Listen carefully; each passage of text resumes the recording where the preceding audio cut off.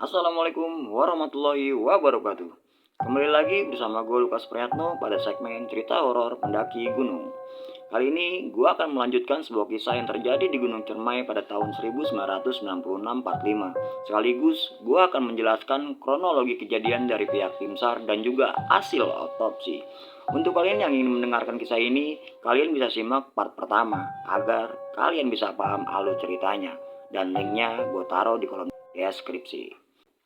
Sebelum kita lanjut ke ceritanya, untuk yang belum subscribe, silakan tekan tombol subscribe terlebih dahulu agar gue bisa lebih bersemangat lagi membuat kisah-kisah terbaru di channel ini. Dan buat kalian yang udah support gue dari awal, gue ucapkan terima kasih. Semoga apa yang kalian lakukan mendapatkan rezeki dari Allah Subhanahu wa taala. Tanpa berlama-lama lagi, cerita horor pendaki gunung dimulai. Jangan tutup mata kalian, karena mereka ada di sekitarmu.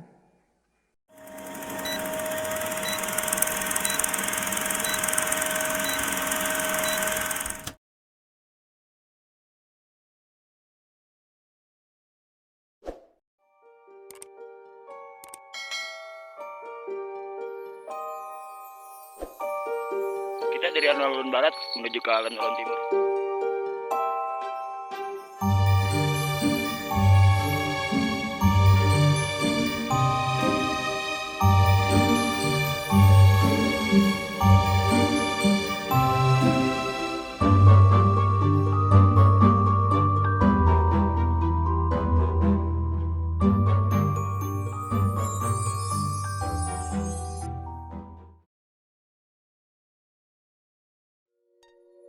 Untuk kalian yang memiliki pengalaman cerita pendakian atau urban legend, kalian bisa DM ke Instagram gue Lukas Priyatno. Nanti linknya gue taruh di deskripsi.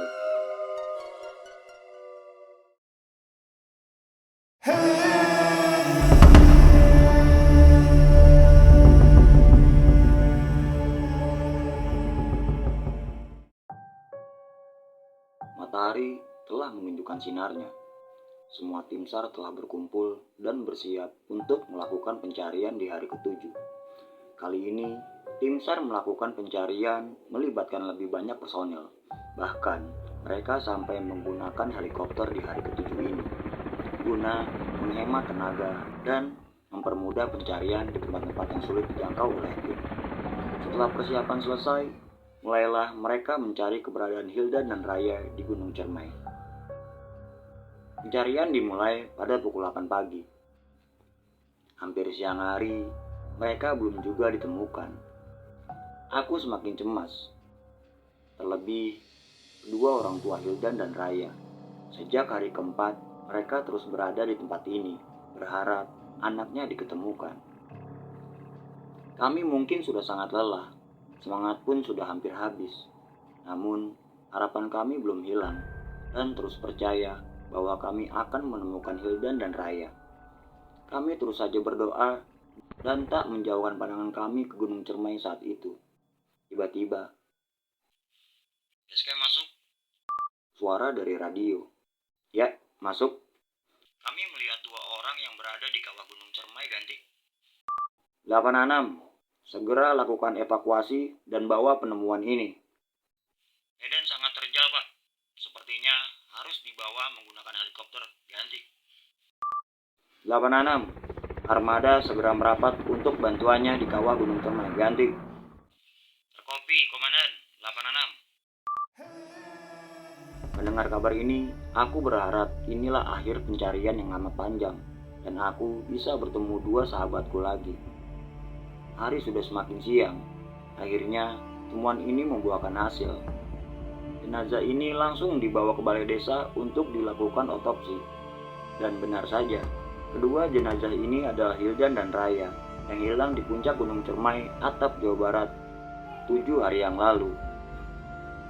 Kami semua berkumpul di balai desa, menunggu jenazah Hildan dan Raya selesai diotopsi. Isak tangis tak henti-hentinya terdengar di ruangan yang cukup besar ini. Aku, Fajar dan Zaki menunggu dengan cemas.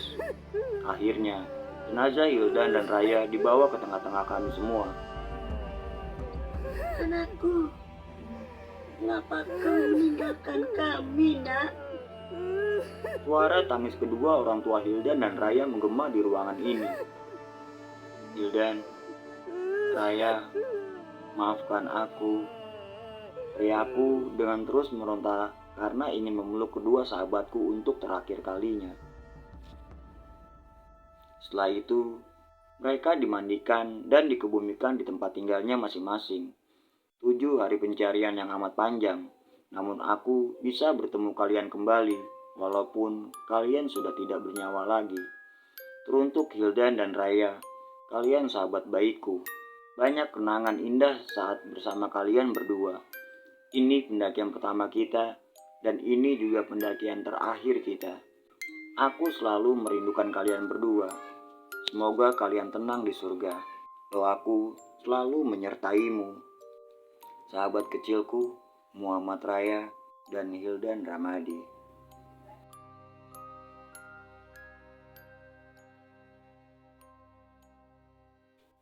Di sini, gue akan menjelaskan bagaimana kronologi kejadiannya dari pihak berwajib dan juga pihak otopsi. Di saat Raya meminta Lukas untuk diantar kencing, tapi karena Lukas sangat lelah, Lukas menolak permintaan Raya malam itu.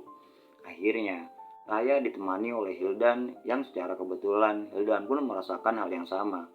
Akhirnya, mereka berdua pergi meninggalkan Lukas sendirian di dalam tenda. Tenda mereka menghadap ke arah kawah Gunung Cermai. Mereka berdua berjalan di tengah gelapnya puncak Cermai malam itu dan tanpa menggunakan senter sama sekali.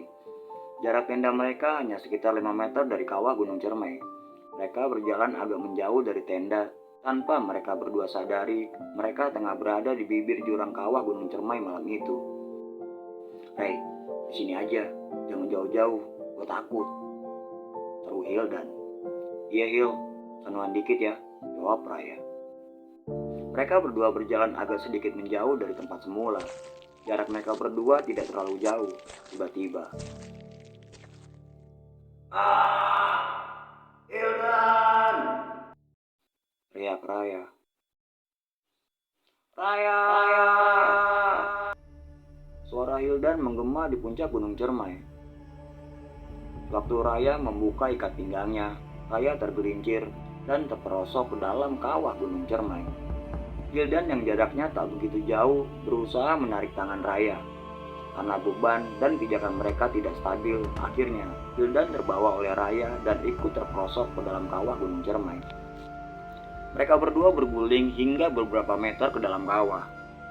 Hildan tersangkut di bebatuan, sedangkan Raya masih terperosok ke dalam lubang kawah Gunung Cermai. Malam yang amat memilukan. Tak ada yang tahu kejadian ini terjadi pada mereka berdua. Bahkan, ketiga temannya tidak mendengar cerita mereka sewaktu terperosok tadi.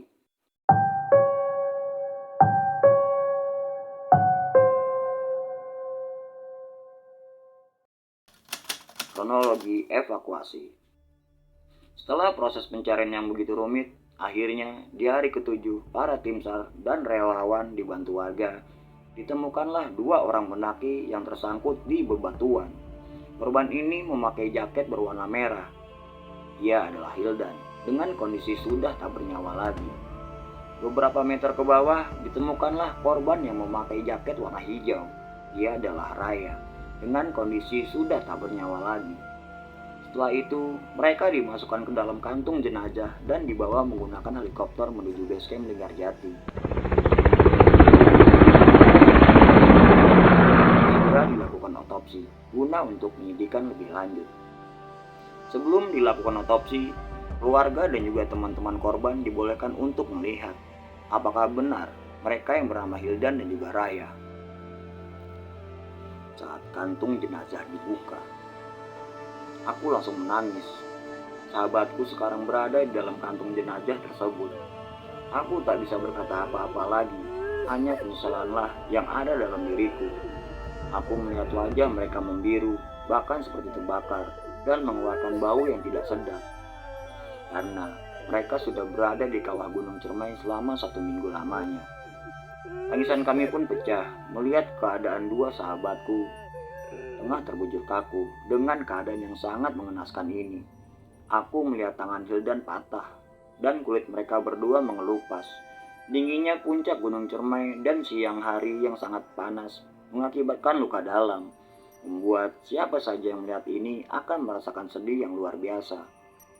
Setelah itu, jenazah Hildan dan Raya dilakukan otopsi untuk keperluan penyidikan. Setelah itu, kami semua mendengarkan hasil otopsi. Ternyata, Raya tergelincir dan terperosok, dan Hildan membantu Raya, namun justru terperosok ke dalam kawah Gunung Cermai. Raya berada paling bawah dan kehilangan nyawa saat itu juga, dikarenakan benturan pada bebatuan yang ada di dinding kawah serta menghirup gas yang keluar dari kawah Gunung Cermai. Sedangkan Hildan menyangkut di bebatuan. Hasil otopsi menyatakan bahwa Hildan sempat hidup dan bertahan 1 hari di tempat ia diketemukan. Namun, karena tangan Hildan patah dan terus-menerus mencium gas yang keluar dari kawah Gunung Cermai, akhirnya Hildan kehilangan nyawanya di hari kedua.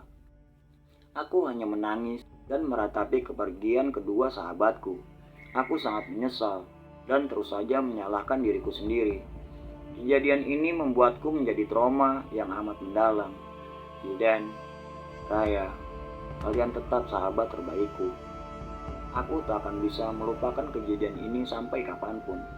Maafkan aku jika cerita ini kembali membuat luka. Aku hanya ingin mengenang kepergian kalian dan untuk pelajaran semua orang agar tetap selalu berhati-hati dan tidak melakukan apa yang kita semua lakukan. Hildan, Raya, doaku selalu menyertaimu. Semoga kalian berdua tenang di surga. Amin.